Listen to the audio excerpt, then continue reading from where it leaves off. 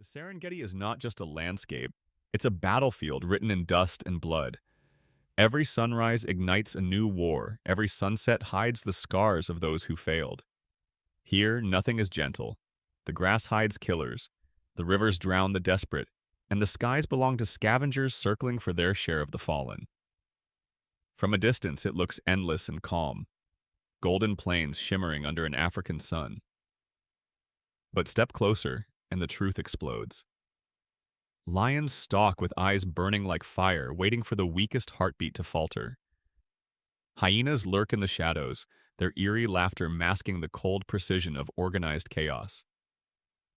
Crocodiles rest like statues on the riverbanks, but one wrong step, one careless drink, and they strike with the violence of a thunderbolt. Even the giants are not safe. Elephants clash in brutal duels that shake the ground, tusks splitting the silence like swords.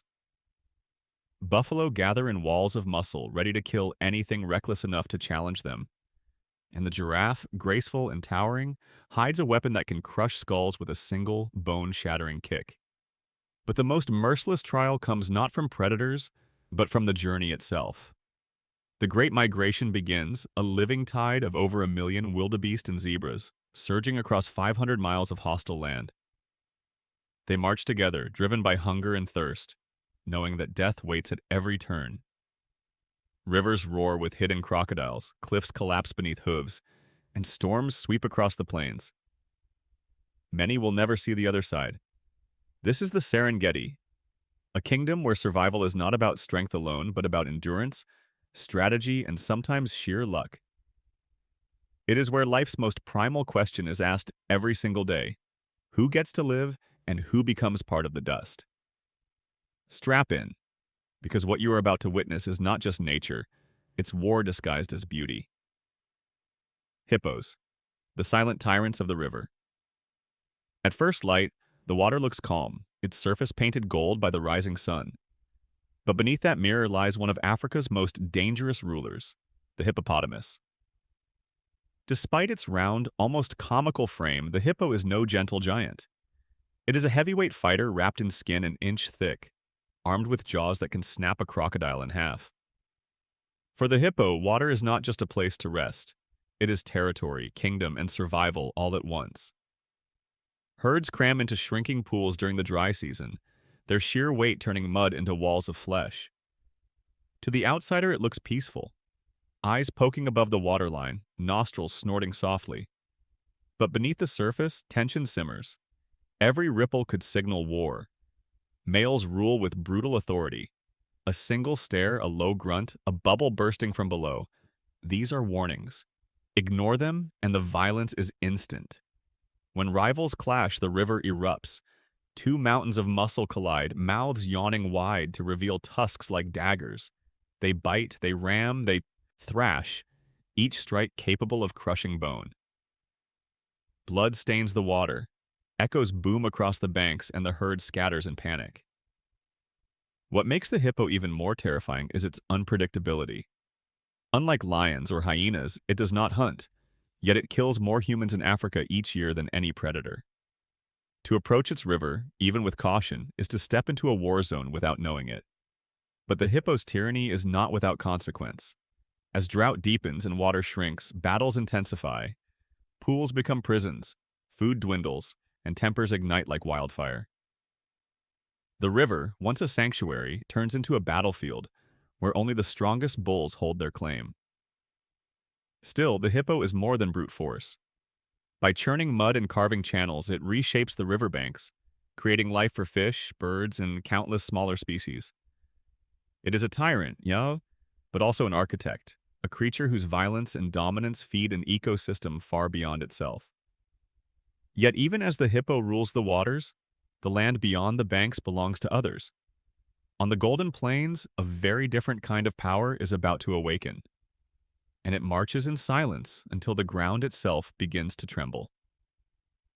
Elephants, architects of the plains. When the sun lifts higher, shadows stretch across the Serengeti, and the true giants emerge. Elephants, the largest land animals on Earth, stride in silence, yet their presence reshapes everything in their path. Each footfall sends tremors through the ground, a reminder that here walks a creature with the weight of history in its bones.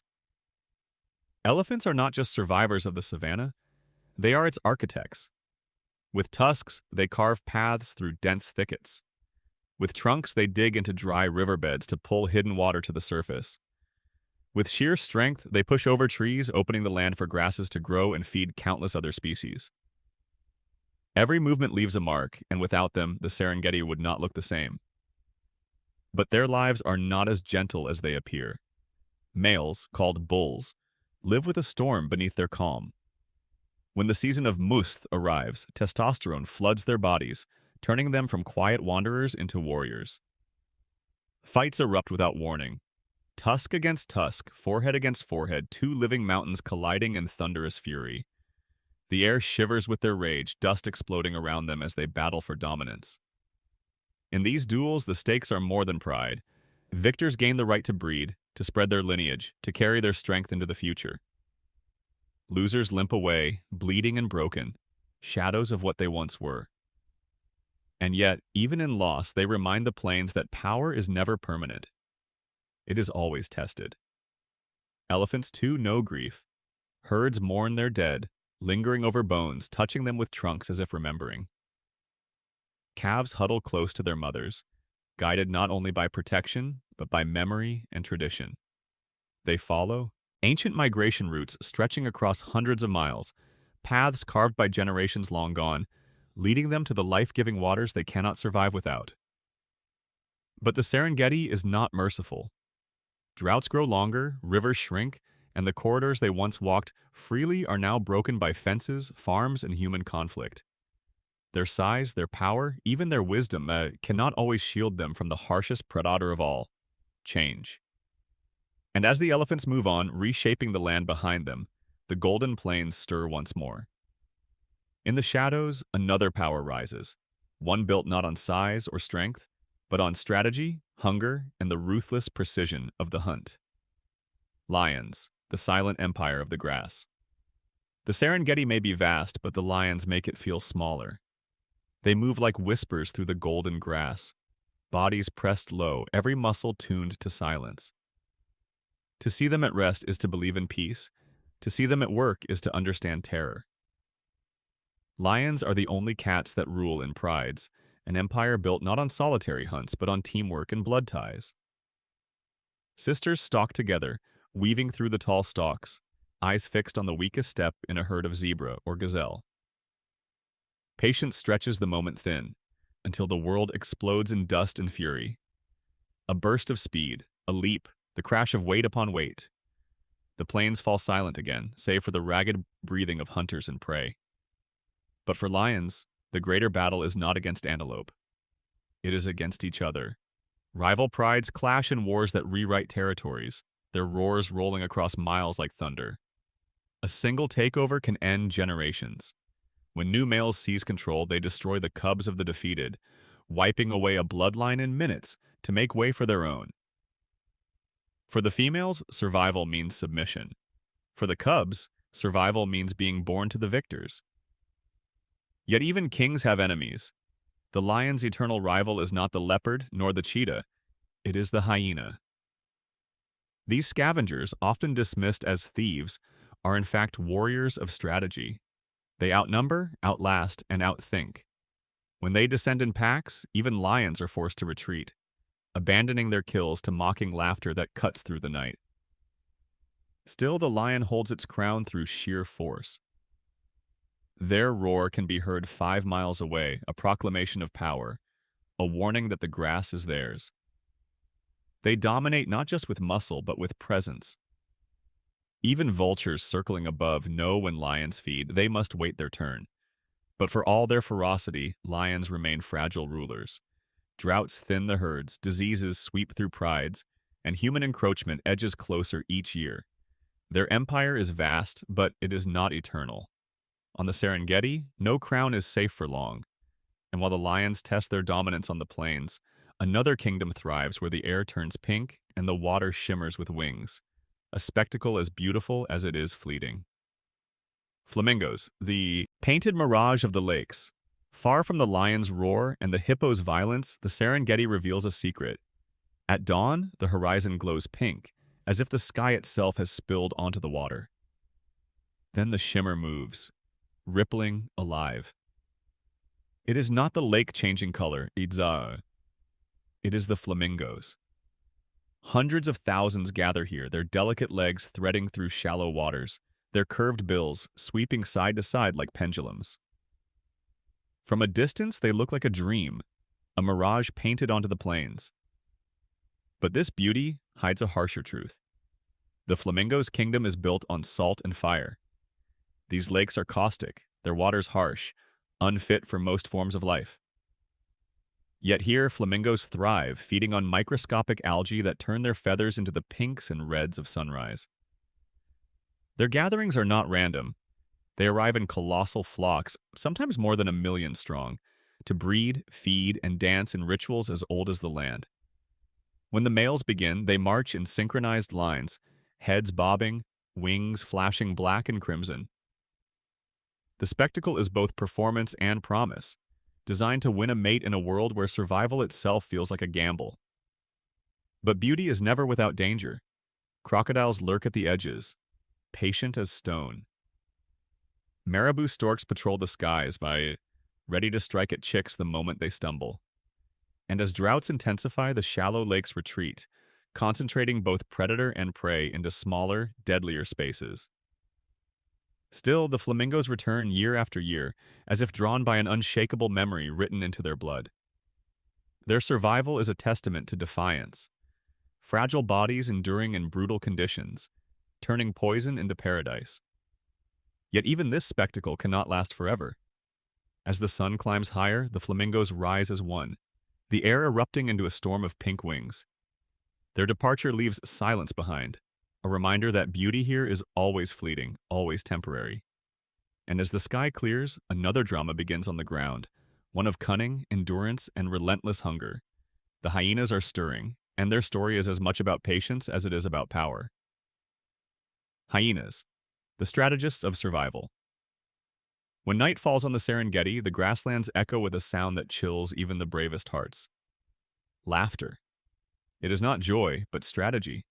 Hyenas, the shadow rulers of the plains, rise from their dens, their voices cutting through the darkness like sirens. Hyenas are often cast as scavengers, thieves who steal what others have earned. But to watch them closely is to see a truth more unsettling. They are hunters as skilled and dangerous as any lion. In packs, they operate with military precision. One drives the prey forward, others close the flanks, and the kill is claimed not with stealth, but with sheer persistence. Their stamina is unmatched. Their jaws can crush bones that even lions leave behind. Nothing is wasted, not even the marrow.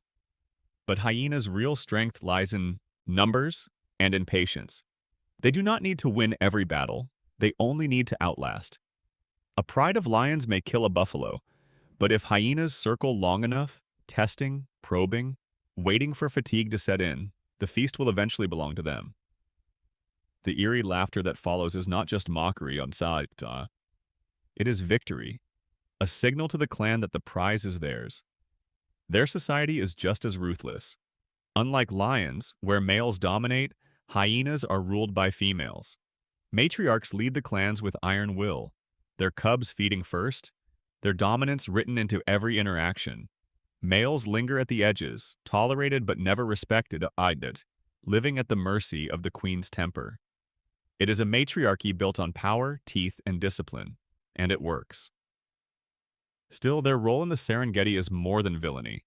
By consuming every shred of a carcass, hyenas prevent disease from spreading. They clean the plains in ways no other predator can.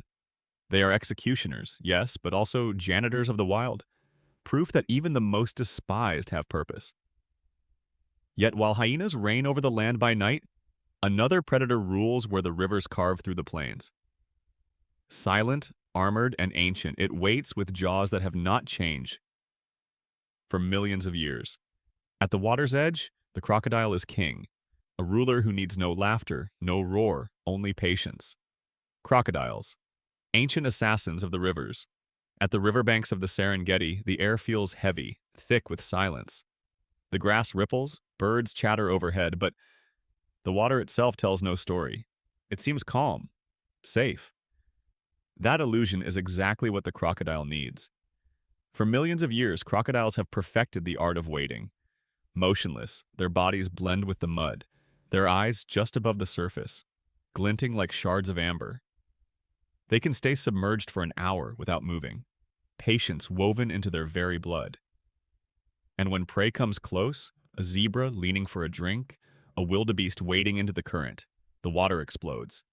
The strike is instant, violent, and final.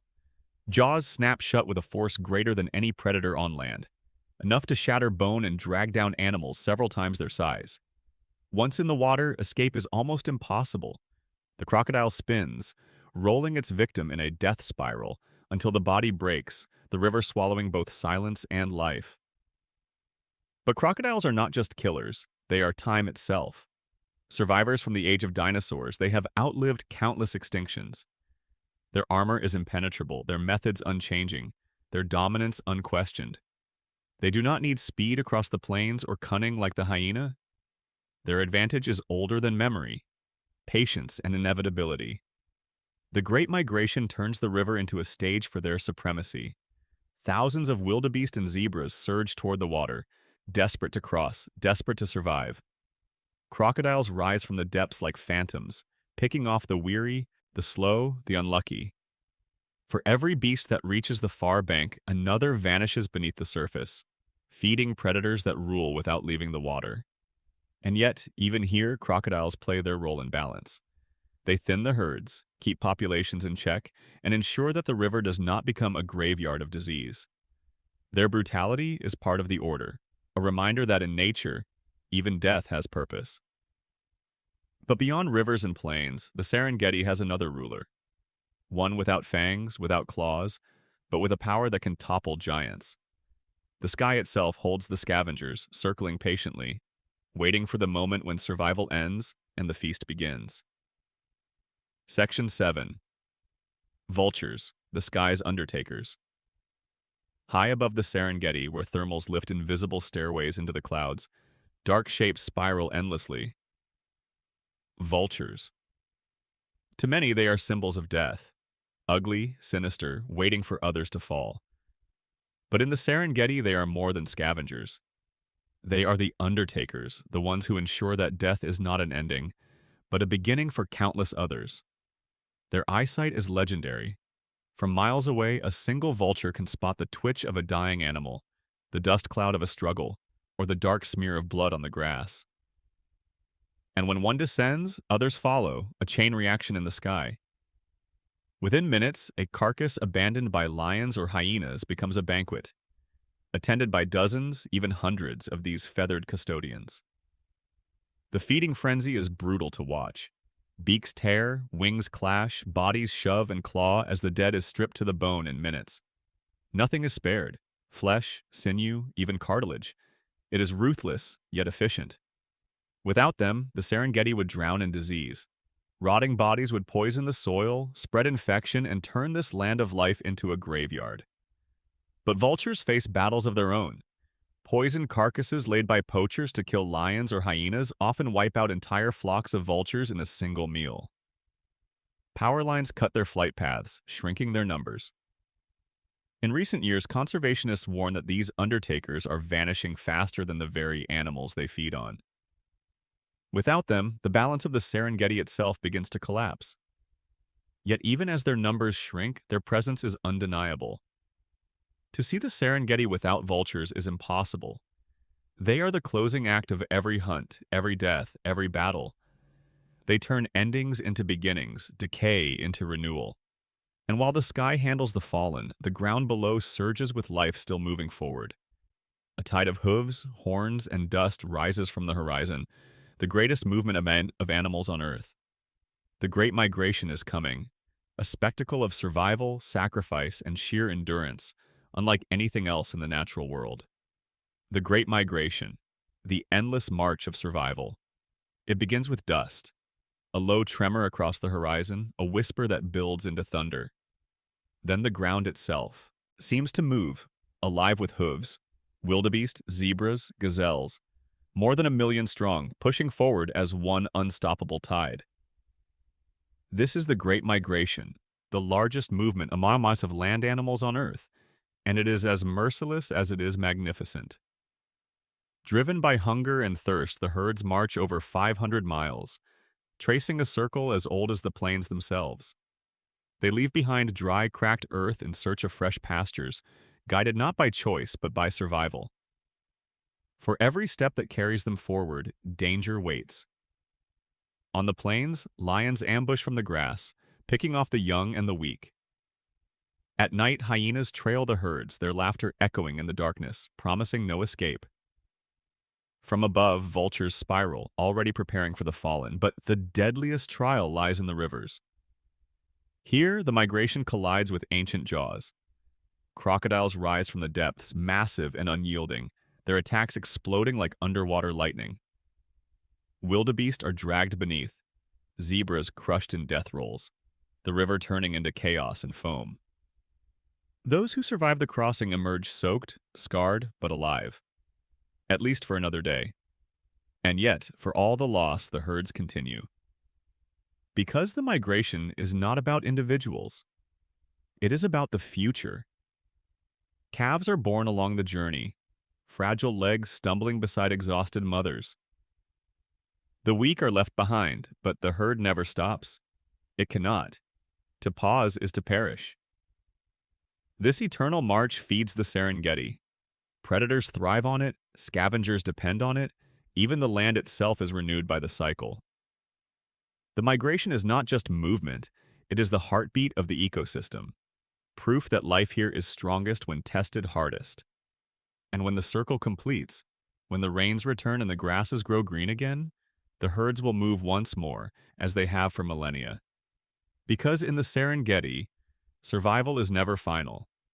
It is a story rewritten every dawn, every season, every step. The question is not whether the migration will continue, it always does. The question is who will survive to see the next horizon.